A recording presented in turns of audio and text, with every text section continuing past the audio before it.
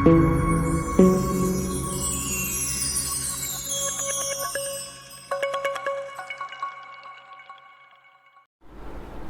सभी को, मैं हेमंत बसवाल हाजिर हूँ आपके सामने एक और बुक रिव्यू के साथ। आज हम जिस बुक की बात करने वाले हैं उस बुक लेखक का नाम है पप्पू सिंह प्रजापत। और ये जो बुक है ये लेखक के नाम से ही प्रचलन में है और प्राचीन भारत के लिए आज के समय में या फिर 1-2 सालों से ये बहुत ज़्यादा फेमस बुक मानी जा रही है। और इस लेखक के बारे में इनके लेखक के बारे में अगर हम बात करें तो इसके जो लेखक हैं उन्होंने राजस्थान लोक सेवा आयोग द्वारा आयोजित असिस्टेंट प्रोफेसर भर्ती परीक्षा 2015 में सेकंड रैंक प्राप्त की है और यूजीसी नेट द्वारा आयोजित नेट परीक्षा में ये इतिहास विभाग में संपूर्ण भारत में सर्वोच्च स्थान पर रहे हैं। और ये आरपीएससी द्वारा आयोजित फर्स्ट ग्रेड स्कूल व्याख्याता परीक्षा में ये द्वितीय स्थान पर रहे हैं। तो एक तरह से कह सकते हैं कि ये जो बुक है वो इतिहास सब्जेक्ट से रिलेटेड जो भी एग्ज़ाम है उसमें टॉपर रहे व्यक्ति द्वारा लिखी गई है। पप्पू सिंह प्रजापत ये असिस्टेंट प्रोफेसर हैं कॉलेज शिक्षा विभाग राजस्थान में।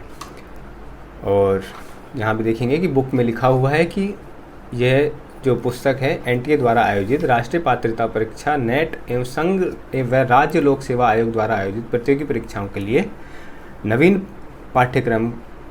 निर्धारित नवीन पाठ्यक्रम के अनुसार लिखी गई है। और पहली बार इस बुक का पब्लिकेशन हुआ है 2018 में।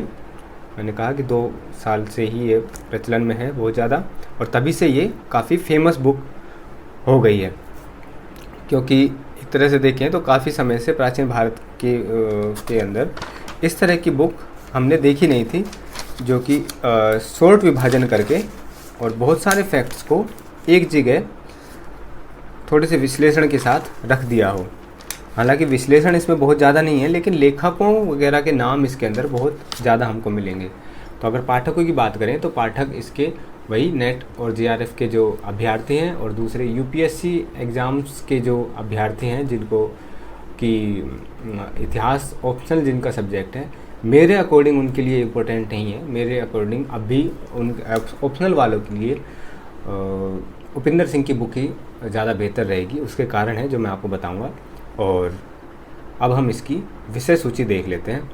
तो ये स्टार्ट हो जाती है जो भी कोई भी पारंपरिक बुक हम देखते हैं जो कि स्टार्ट होती है प्राचीन भारत के जो प्राथमिक और पाठ्यात्मक जो स्रोत हैं वहाँ से स्टार्ट होती है। और भौगोलिक संरचना, भारतीय संस्कृति की विशेषताएँ, पाषाण काल, हड़प्पा, ताम्रपाषाण संस्कृति, लौहयुगीन संस्कृति, महापाषाणीय संस्कृति, प्रमुख मृदभांड परंपराएं, प्राचीन या फिर वैदिक संस्कृति, प्राचीन भारत के प्रमुख धार्मिक आंदोलन व दर्शन, आजीवक और जो भी जैन धर्म, बौद्ध धर्म की जो भी शाक्त धर्म वगैरह के जितने भी संप्रदाय उस समय थे, तो ये यहाँ पे उनका सबका लगभग विवरण करने को कोशिश किया गया है। सूर्य, गणेश, ब्रह्मा, यक्ष, नाग पूजा, षड दर्शन, शंकराचार्य, अद्वैत मार्ग। उसके बाद है बौद्धकालीन समाज, उस पर इन्होंने विशेष ध्यान दिया हुआ है। प्राचीन भारत के गणराज्य, महाकाव्य काल, काफ़ी सारे चैप्टर है, अगर उनका नाम लिया जाए तो बहुत ज़्यादा हो जाएंगे। और इम्पोर्टेंट चीज़ों के मैं नाम ले देता हूँ। गुप्तों के उदय से पूर्व भारत की राजनीतिक दशा, गुप्त साम्राज्य। तो ये अगर हम देखें टॉपिक के अनुसार तो ये हर टॉपिक को डिवाइड करके और उसका ज़्यादा से ज़्यादा विवरण देने का प्रयास किया गया है और उनको चैप्टर्स के अंदर विभाजित किया गया है। तो इसमें देखेंगे कि गुप्तों के उदय से पूर्व की जो भारत की राजनीतिक दशा थी और उसके बाद गुप्त साम्राज्य आता है। उसके बाद वाकाटक राजवंश की बात करें और गुप्तों से पहले अगर हम बात करें तो मौर्योत्तर काल की बात करते हैं और मौर्य से पहले मौर्य साम्राज्य की। एक तरह से ये ज़्यादा से ज़्यादा डिवीज़न करने का प्रयास करते हैं यहाँ पर। और हालांकि उपिंदर सिंह की बुक में भी हमें इस तरह डिवीज़न काफ़ी ज़्यादा देखने को मिलता है, लेकिन ये मैं इससे कंपेयर नहीं करूँगा उपिंदर सिंह बुक से, क्योंकि ये दोनों बहुत अलग चीज़ें हैं। तो ये उपिंदर सिंह की बुक का अपमान होगा एक तरह से। तो अगर हम देखें इसके चैप्टर्स तो इसके अंदर जैसे हमने स्पेक्ट्रम देखा था तो इसमें छोटे छोटे विभाजन किए हुए हैं और इसको पाई चार्ट्स के अंदर या फिर सारणी के अंदर डिवाइड करके चीज़ों को याद करवाने का या फिर एक तरह से समझाने का प्रयास किया गया है, जो कि काफ़ी हेल्पफुल होती है जब हम हिस्ट्री पढ़ते हैं। तो मानव होने का अर्थ ये पाषाण काल का है और भारतीय महाद्वीप में होमिनिड के अवशेष। और फैक्चुअल रूप से अगर हम देखें एक भी अगर मैं इसमें अंदर कुछ पैराग्राफ को पढ़ लेता हूँ। तो पॉइंट वाइज में बताने का प्रयास किया गया है। मानव का ये जो सारणी है, ये देखिए मानव का विकास किस प्रकार हुआ है, मानव का आदि पूर्वज, प्रोटो मानव, और उसके अंदर भी होमो इरेक्टस, किस तरह से इसको डिवाइड किया हुआ है। और उपकरण प्रारूप, गंडासा, और ये देखिए फिर से एक और हमें यहाँ पर चार्ट देखने के लिए मिल जाता है। फिर एक और चार्ट, मैप, जहाँ पर मैप की ज़रूरत है वहाँ पर मैप भी दिए हुए हैं। तो काफ़ी तरह से इसको एक संपूर्ण पुस्तक बनाने का प्रयास किया गया है, और काफ़ी मायनों में ये एक तरह से संपूर्ण पुस्तक है भी। और देखिए यहाँ पर मैप दिया हुआ है, फिर चार्ट दिया हुआ है, पॉइंट दिए हुए हैं जहाँ पर पॉइंट है।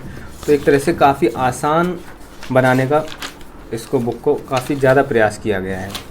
हालांकि इसकी जो पेपर क्वालिटी और जो प्रिंटिंग क्वालिटी है उससे मैं बहुत खुश नहीं हूँ, लेकिन फिर भी एक वाजिब रेट में ये हमें एक अच्छी पुस्तक मिल जाती है। और लोह युगीन संस्कृतियाँ, देखिए इसके जो बाइंडिंग वगैरह है वो उससे भी मैं काफ़ी संतुष्ट नहीं हूँ।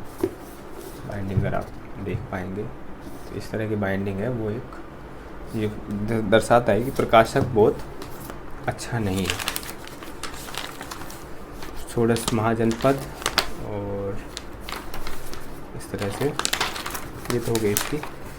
पूरे इसमें के अंदर हम देख सकते हैं जहाँ पे मैप की ज़रूरत है वहाँ पर मैप इन्होंने दिए हुए हैं, और पूरे को डिवाइड करने का एक तरह से प्रयास किया गया है, छोटे छोटे पॉइंट बना के, ताकि हम याद रख सकें। अब बात करें इसकी विशेषता की, हमने बात कर ली है। तो यही इसकी विशेषता है कि ये, हालांकि संदर्भ सूची वगैरह तो इसकी नहीं है, लेकिन अगर देखते हैं, हाँ, तो एक बस ये सार संग्रह करने का प्रयास करते हैं लास्ट में। ये अगर आप देख पा रहे हैं, सार संग्रह और पारिभाषिक शब्दावली देने का लास्ट में ये प्रयास करते हैं।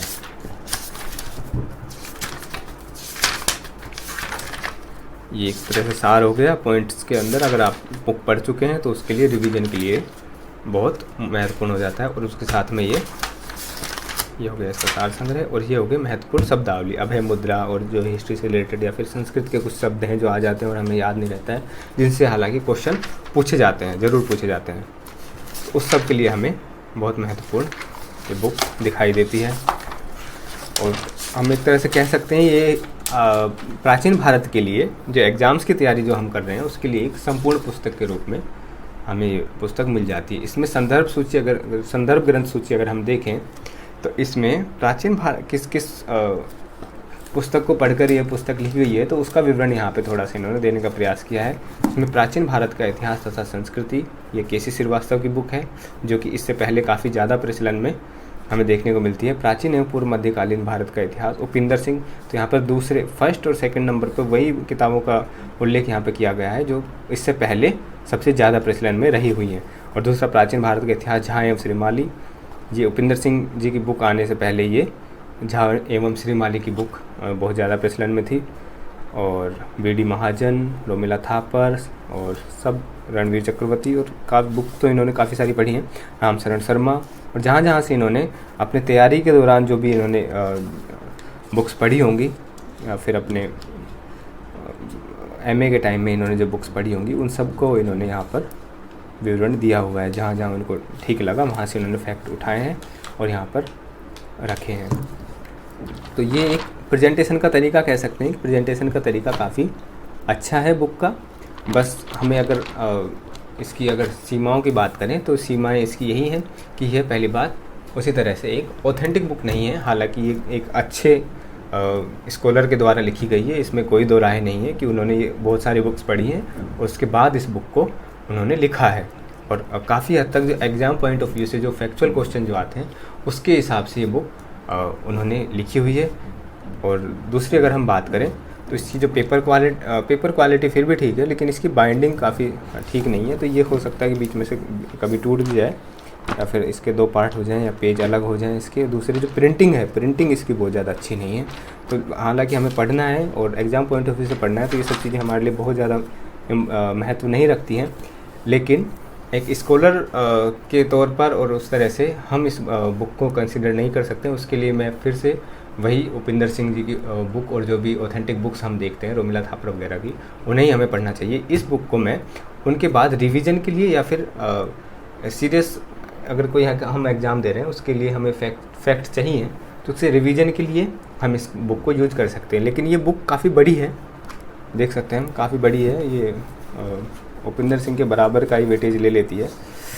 तो उस हिसाब से मैं नहीं मानता हूँ कि इसको कंसिडर किया जाए। मैं फिर से वही जो आर्य कंपटीशन की बुक है उसको रिवीजन के लिए ज़्यादा बेहतर मानता हूँ। और लोग इसको पढ़ रहे हैं तो उसके अपने रीजंस हैं कि ये एग्ज़ाम्स के अंदर बहुत ज़्यादा यूज़फुल बुक हमें दिखाई देती है। तो जो एग्ज़ाम्स के अंदर जो इम्पोर्टेंट टॉपिक है उस हिसाब से ही इसको लिखा गया है और वही सब तथ्य इसके अंदर दिए गए हैं। तो और एक तरह से मैं दिखा देता हूँ कि इसके अंदर जितने, जब शुरू ही करते हैं बुक को, तो मैंने इसको थोड़ा सा पढ़ा है कि सारे इतिहास के बारे में जो ऐतिहासिक परिभाषाएं हैं उनके यहाँ पे वर्णन देने का प्रयास किया है, जो कि हमें उपिंदर सिंह में उस तरह से एक जगह पर नहीं मिलते हैं, वहाँ पर अलग अलग जगह पे मिलते हैं। तो उस तरह से बुक काफ़ी महत्वपूर्ण है। तो जब हम नेट की तैयारी कर रहे हैं, असिस्टेंट प्रोफेसर के एग्ज़ाम के लिए तैयारी कर रहे हैं, या फिर कोई भी जैसे स्कूल व्याख्याता के लिए अगर हम तैयारी कर रहे हैं, तो उसके लिए बुक बहुत ज़्यादा महत्वपूर्ण हो जाती है। और इसकी विशेष टिप्पणी में भी यही बात होगी कि ये एक ऑथेंटिक बुक नहीं है। हालांकि ये बहुत श्रेष्ठ बुक है, श्रेष्ठ बुक्स में से एक है, लेकिन फिर भी ये ऑथेंटिक बुक हम इसको नहीं मान सकते हैं। बाकी वीडियो देखने के लिए आप सभी का धन्यवाद। अगर आपको वीडियो अच्छी लगती है तो इसको शेयर कीजिए और लाइक कीजिए, सब्सक्राइब कीजिए और अगले रिव्यू का इंतज़ार कीजिए। Thank you.